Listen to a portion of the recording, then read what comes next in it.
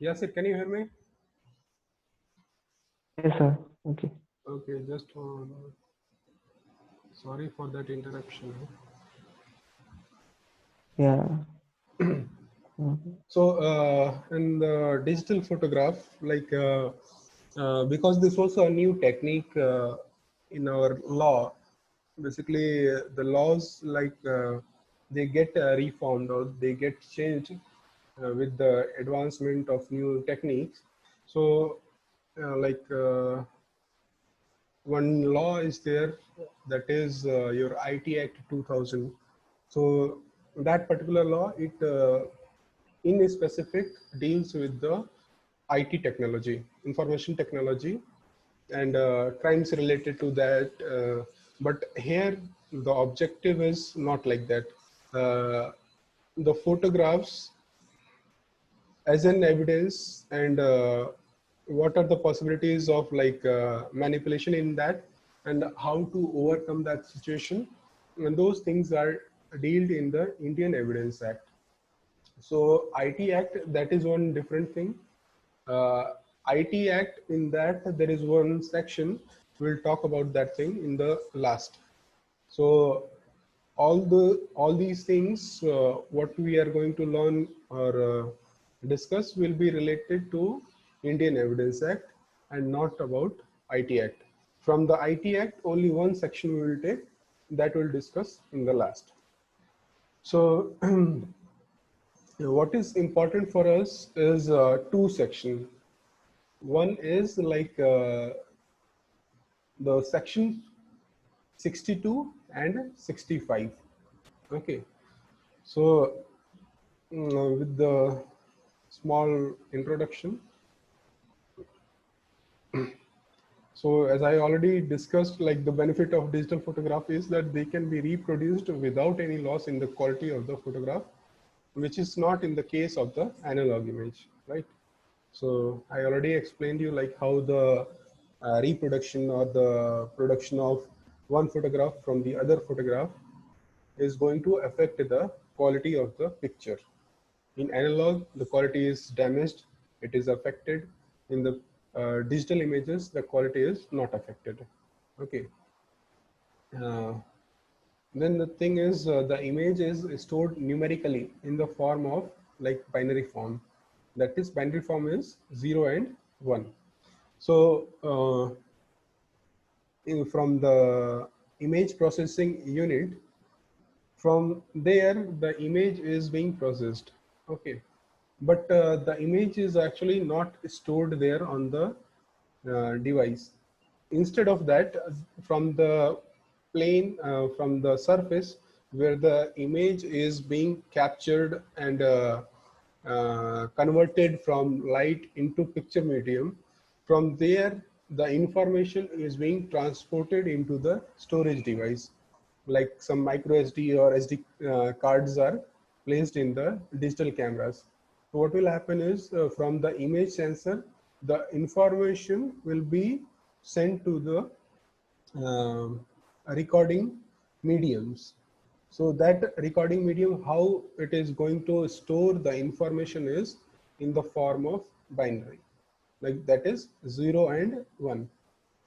So thus the production of any such image would keep the quality of the image intact in both the copy and the original, because whatever binary form is there for the original image, the same binary form is going to be for the copied image also. But what is the loophole in that? That will come later. How to identify whether the image is copied or not? That will come later. Okay. So there is a trick to that also. But here, for our general knowledge, if we talk about the binary form, so the binary form will have the same binary form for your original picture also, and the picture that you have copied. Both will have the same binary form. So these digital can be easily altered by way of adding, removing, or replacing some of the information. So suppose if you have your original photograph, original image is there, So it can be like there are different methods to edit. So nowadays you have for normal image also in your phone also, you have different image editing softwares. So what you are doing is actually you are manipulating or editing the original image. So obviously what was the condition of your image in the original has been manipulated in by your application, some app which you have used to edit those things, or uh, that editing or manipulation can be accidental and intentional also. Uh, in the last line, if you see, there can be an accidental and intentional manipulation of images also. Intentional, like uh, actually the what the code says is the original identity of the image captured should be produced in the code.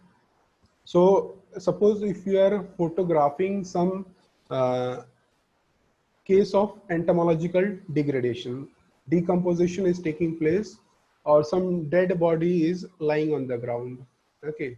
So if you capture that image, if you capture that scene, so as it is visible to your naked eye, the same quality should be produced in the code. That is what the code says.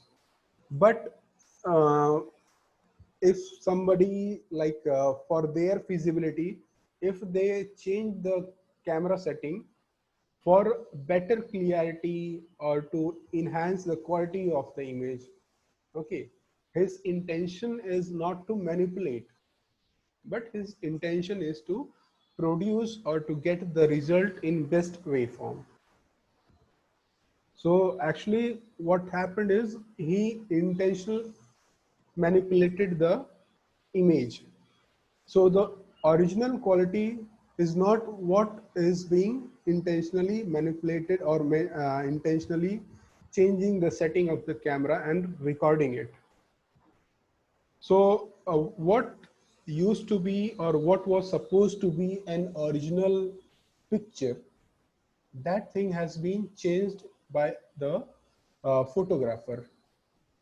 So that is one thing. Accidental is like suppose I have an image and I am sending that image to you, and in between while sending or in between the path of your network or when you receive the image, some of the quality has been damaged.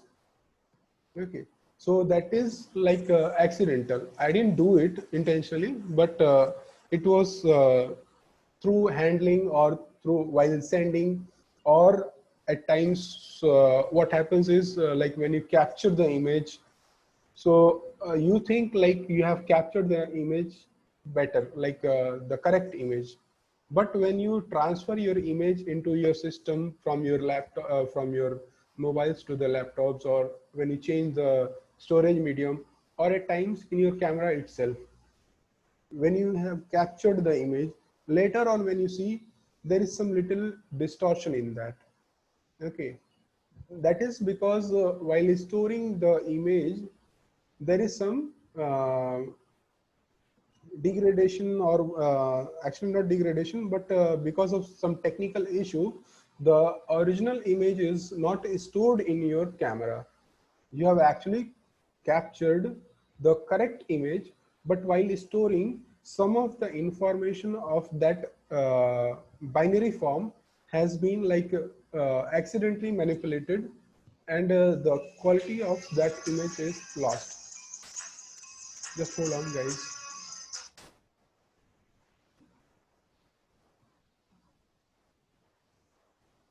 Yasir, can you hear me?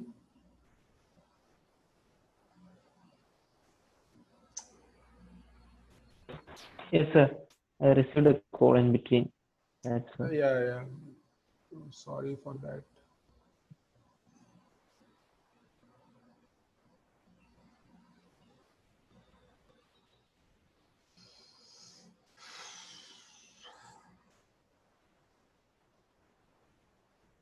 Yes, now it's okay. Now it is okay, but the thing is I'm getting a call. That is the problem.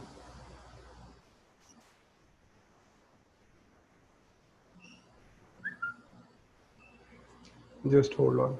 I'll be back. Don't go. Okay, okay.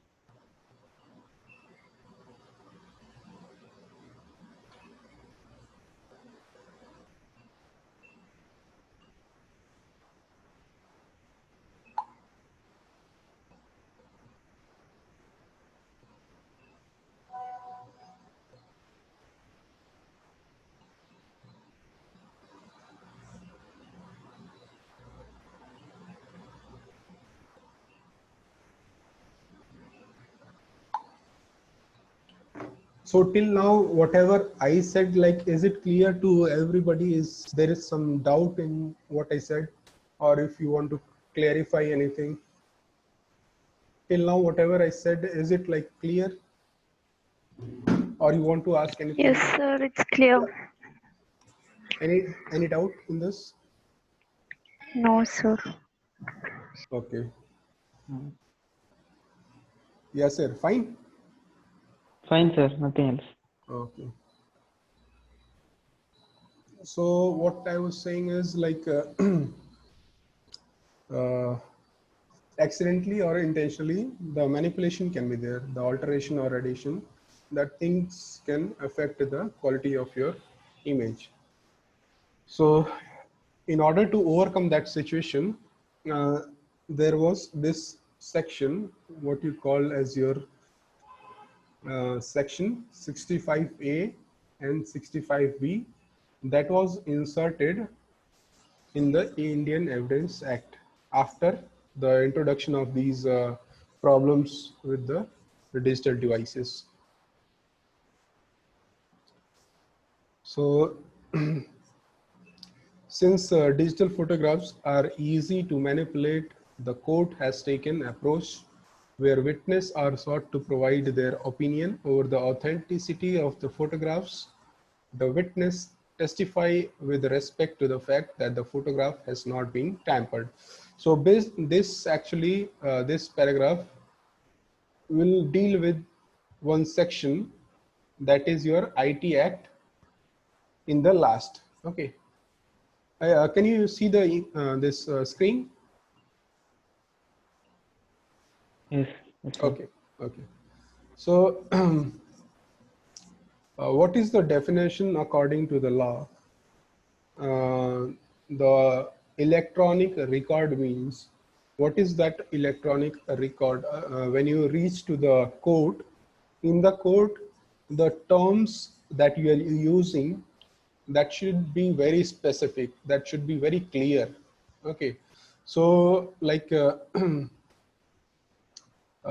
you look at this word electronic record, this definition of electronic record can be seen in section 2.1 part T of the IT Act 2000. Okay.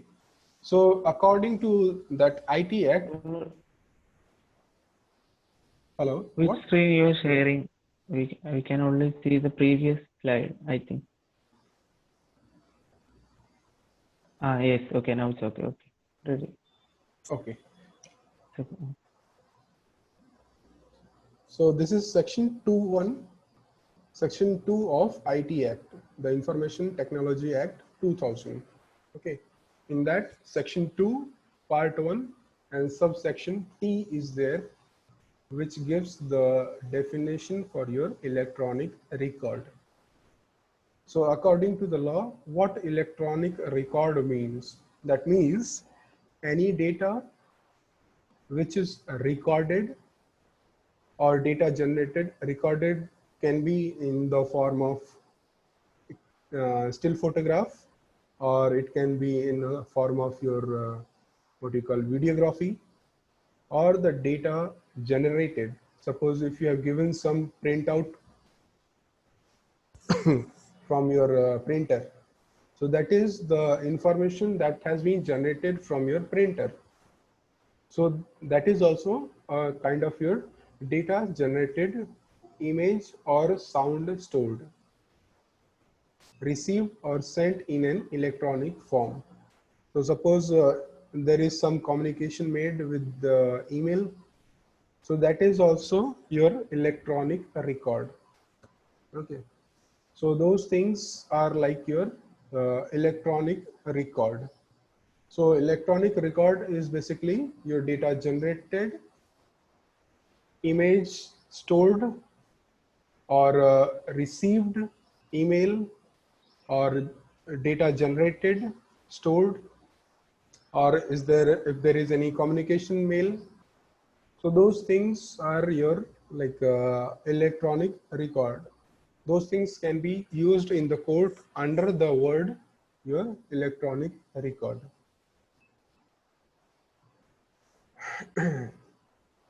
So while you produce the electronic evidence into the court, so in the court, certain highlights or certain key points are there, which the person should take care in order to maintain the authenticity of the evidence.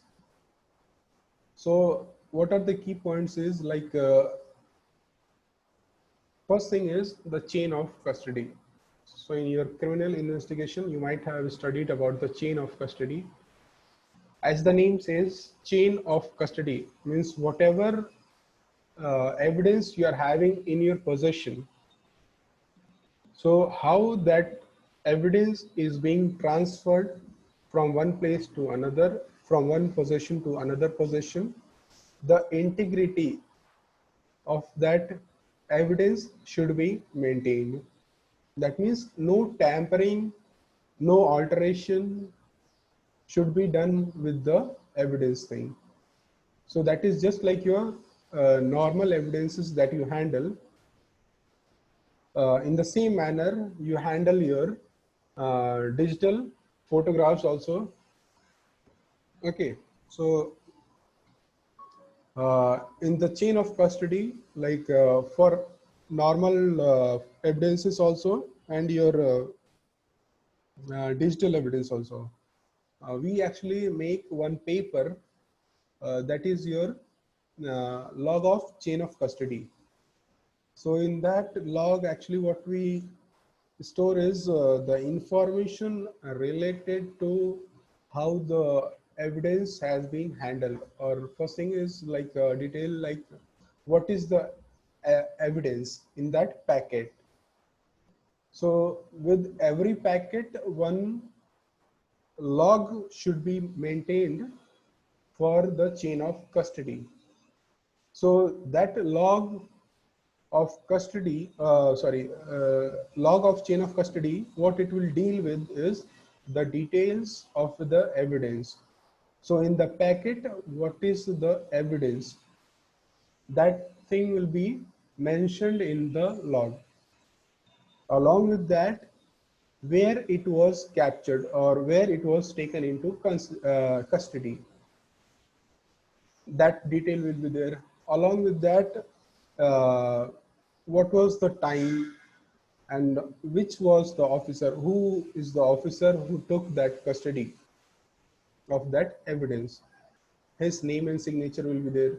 And after that, while after collecting it, that evidence, where it was transported or to whom it has been transferred.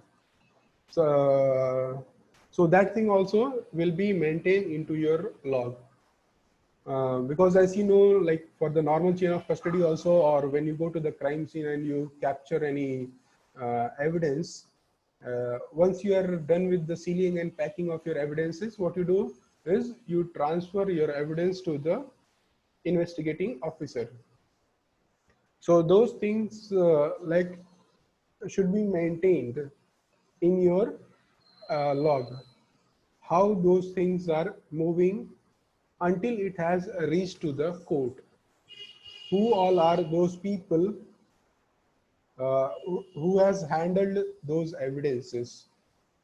So once it reaches to the court is going to give that evidence for the forensic identification. So that chain of custody will be maintained until it has reached to the forensic lab. So in the last, the log will also contain the details of the officer to whom the evidence has been handed over, who received the evidence. Okay, so that is like a chain of custody completed to your forensic lab. After that, again the chain of custody will be maintained from the reception of your lab to the analysis portion. So basically your chain of custody will not only deal with one particular log, but with other logs also.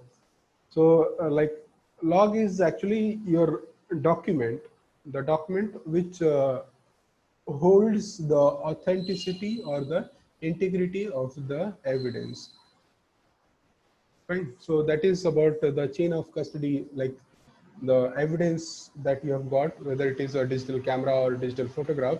So where it was captured, where it was stored, who has captured it, how it has been transferred to one officer to another officer.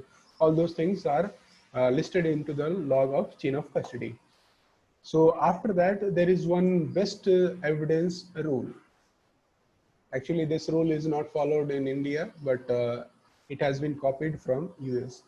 So we'll just discuss what actually contains the best evidence rule. Okay.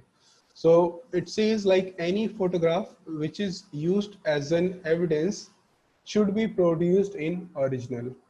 Fine.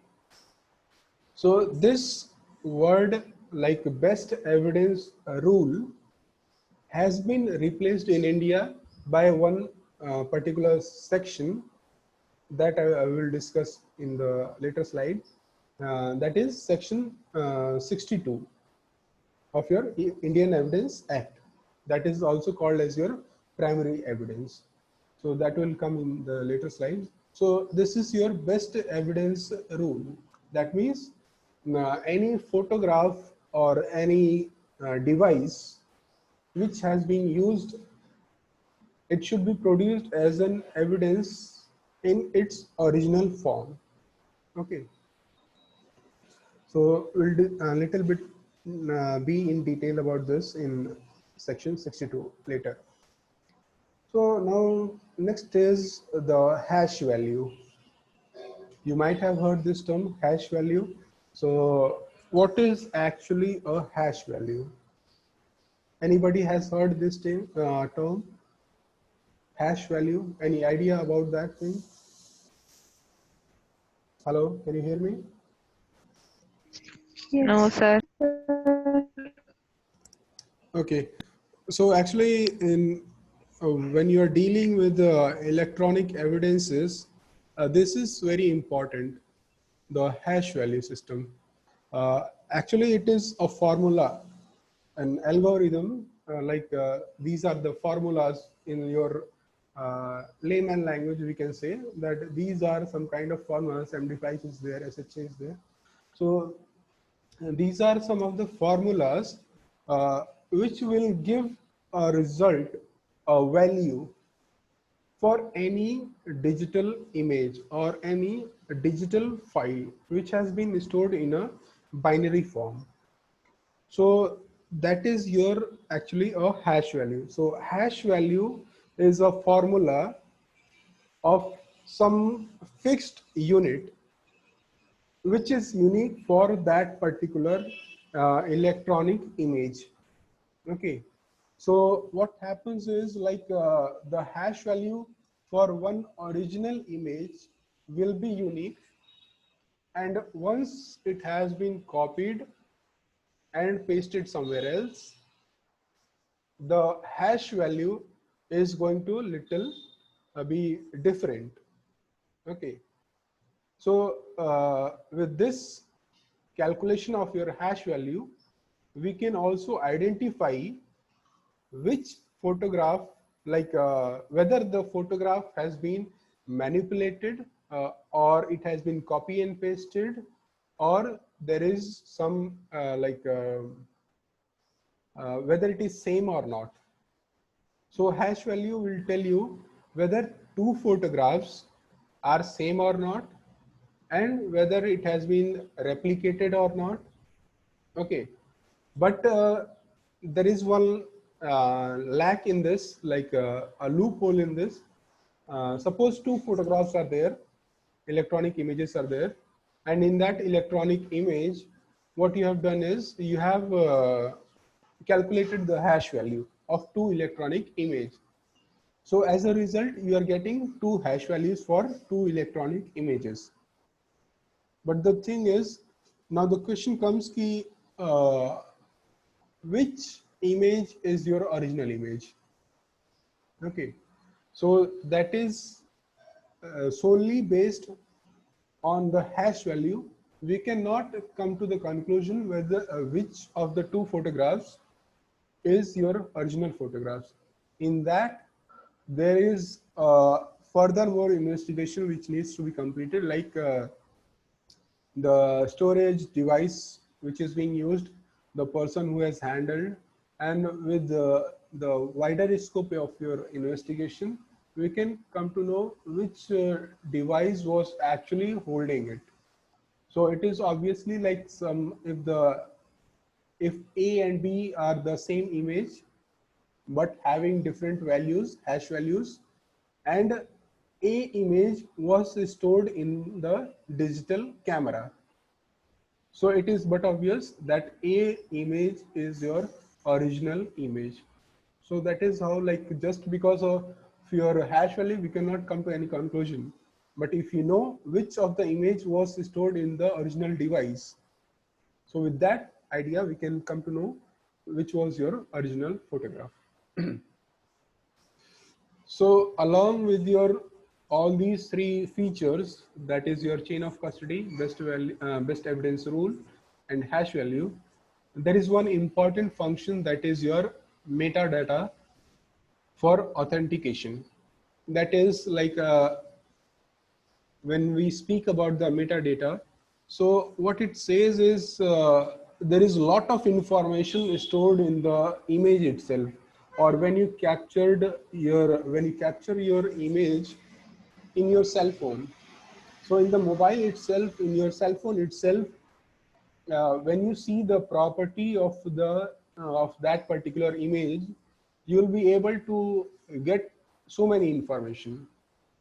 Okay, so that is like your metadata for that particular image. So there are many cameras nowadays, like they even tell you ki from which place, or because of the infusion of that GPS feature, the GPS feature information is captured in that image, and later on it can tell you the coordinates from which place the image was captured. So you can take the help of that coordinate, and you can even go to that place from where that image was captured.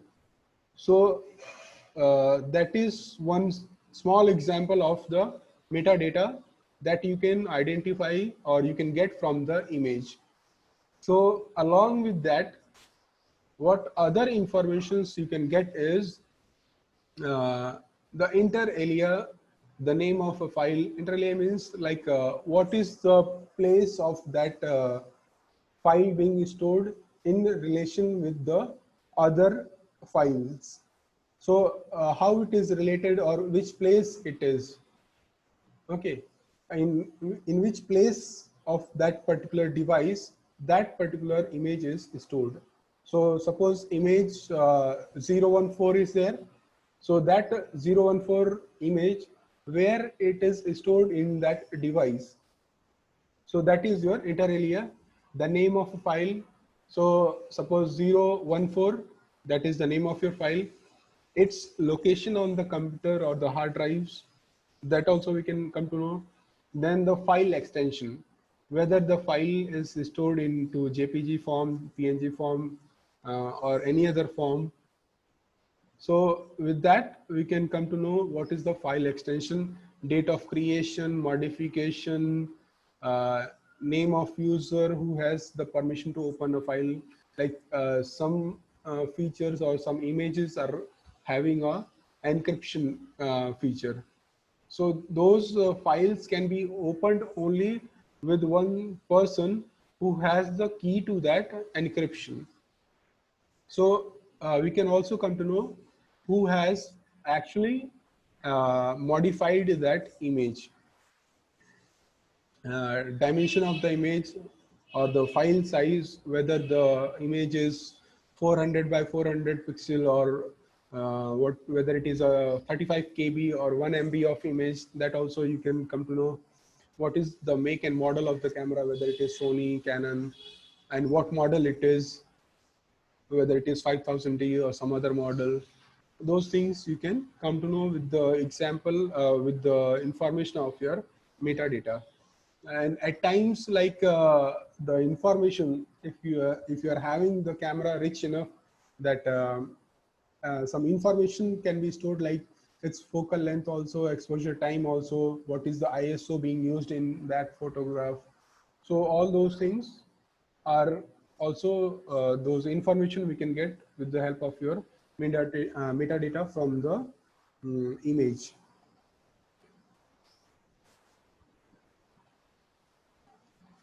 So this is like two important sections. One is section 62 and 65. Okay. So what section 62 says?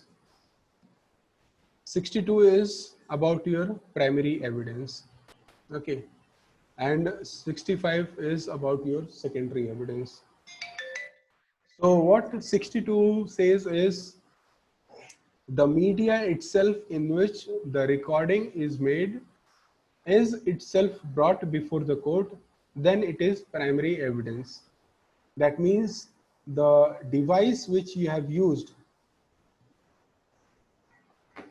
to capture the image or to record the video, that device in its original form, if you produce in the court, then only it is acceptable.